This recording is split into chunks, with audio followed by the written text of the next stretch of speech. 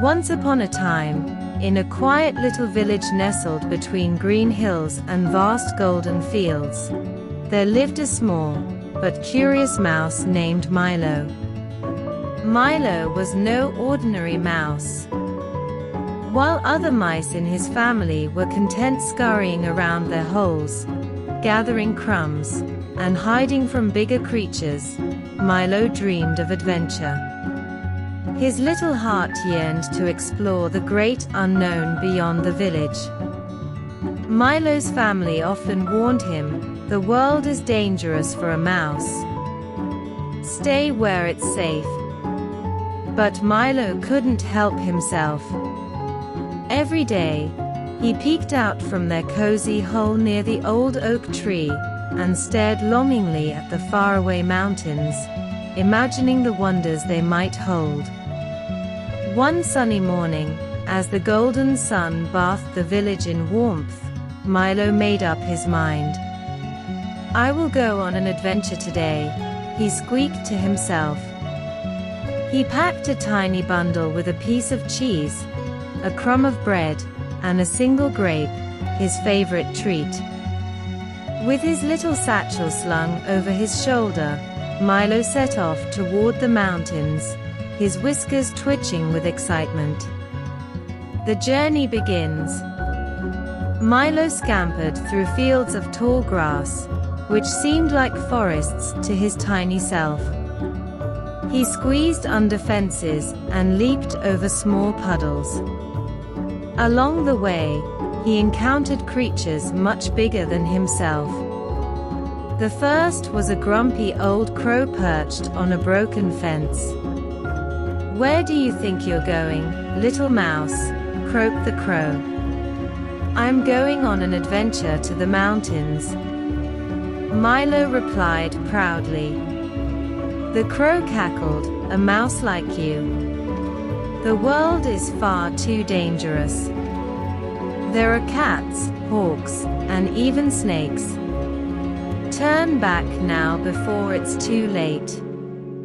But Milo puffed out his tiny chest. "I may be small, but I'm brave," he declared. The crow shook his head and muttered, "Bravery won't help when danger finds you," before flying away. Milo continued on, undeterred. The cat in the meadow. By noon, Milo reached a sunlit meadow where wildflowers swayed in the gentle breeze. He was about to nibble on a blade of grass when he heard a rustling sound. A large shadow loomed over him, and when he turned, his tiny heart skipped a beat. A sleek, golden cat with sharp green eyes was stalking toward him, its tail swishing back and forth. "Well, well," purred the cat. "What do we have here?" A tasty little snack wandering all alone. Milo's paws trembled, but he stood tall. "I'm not a snack," he squeaked. "I'm Milo, and I'm on an adventure." The cat grinned, showing sharp teeth. "Brave words for a mouse," it said, stepping closer. Milo thought quickly. He remembered his satchel and the cheese he packed. "Wait," he squeaked. "Before you eat me, would you like a piece of cheese? It's very tasty, I promise." The cat stopped and tilted its head. "Cheese, you say?" Milo carefully pulled out the cheese and held it up. The cat sniffed the air, its eyes narrowing. "Fine," the cat said. "Give me the cheese, and I'll let you go, for now." Milo tossed the cheese far into the meadow. As the cat bounded after it, Milo seized his chance and darted into a thick patch of flowers, disappearing from sight. His heart raced as he hid behind a daisy. When he peeked out, the cat was nowhere to be seen. Milo let out a sigh of relief, and continued his journey. The bridge of the stream. Milo reached a small stream bubbling cheerfully as it flowed through the meadow. There was a narrow wooden bridge that stretched across it, but it looked old and wobbly. How will I get across? Milo wondered aloud. Need help, little friend, came a deep, croaking voice. Milo turned and saw a large, green frog sitting on a lily pad. I'm trying to cross the stream, Milo explained. The frog blinked slowly and said, the bridge is weak. One wrong step, and you'll fall in the water. But I can help you across if you trust me. Milo hesitated. He had never trusted a frog before. But looking at the fast-moving water, he realized he had little choice. All right, Milo said. But please be careful. The frog stretched out its long, strong legs and let Milo hop onto its back. With a few powerful leaps, the frog landed safely on the other side of the stream. Thank you, Milo said gratefully as he hopped off. The frog gave a wide smile. Bravery is good, little mouse, but sometimes we all need a friend's help. Milo nodded, his heart warm. I'll remember that. And on he went. The snake in the forest. By late afternoon, Milo reached the edge of a dark forest. The trees stood tall and shadowy, their leaves whispering like secrets. Milo gulped but pressed on, determined to reach the mountains. As he scurried over leaves and twigs, a soft, slithering sound filled the air. Before he could react, a giant snake dropped from a low branch and blocked his path. Where are you going, little one? Hissed the snake, its yellow eyes glowing in the dim light. Milo shivered, but he stood his ground. I'm Milo, and I'm on an adventure to the mountains. The snake laughed, its scales glinting. A foolish mouse on a foolish quest. I think you'd make a much better dinner. Milo knew he had to act fast.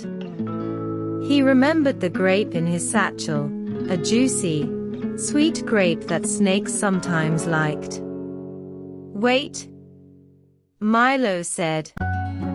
I have a gift for you, a treat fit for someone as wise as you. The snake paused. A gift, it hissed, curious. Milo pulled out the grape and rolled it toward the snake. It's the sweetest grape in the land, he said. The snake sniffed the grape with its forked tongue, its eyes narrowing. Then, to Milo's relief, the snake picked it up in its mouth and swallowed it whole. Not bad, the snake said, its voice softer. I suppose I can let you go, this time. Milo didn't wait. He darted around the snake and ran as fast as his tiny legs could carry him. He didn't stop until the forest was far behind him. The mountain at last. As the sun dipped below the horizon, painting the sky with streaks of orange and purple, Milo finally reached the base of the mountains. He looked up in awe. The mountains were even taller and grander than he had imagined. He climbed carefully, his little paws gripping the rocky surface. It was hard work, and the wind blew cold as he got higher. But Milo never gave up. At long last, he reached a flat ledge near the top, where he could see the entire world stretched out below him, fields, forests, and the village he called home. I did it, Milo whispered, his heart swelling with pride. I made it to the mountains. As he sat there, a bright star twinkled above him, as if to say, "Well done, brave little mouse." The return home. The next morning, Milo made his way back to the village. Along the way, he passed the crow, the cat, the frog, and even the snake. Each of them watched in surprise as the tiny mouse walked with his head held high, a triumphant smile on his face. When he reached home, his family gathered around him. "Milo, we were so worried. Where did you go?" Milo grinned. "I went on an adventure to the mountains," he said proudly. His siblings gasped. "The mountains?"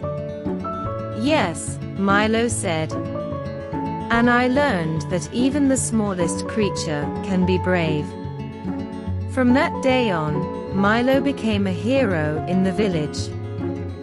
The other mice listened to his stories in awe, and whenever anyone was afraid, they would remember the brave little mouse who dared to follow his dreams. And so, Milo the mouse taught everyone a valuable lesson, that courage is not about size or strength, it's about believing in yourself, no matter how small you are. The end.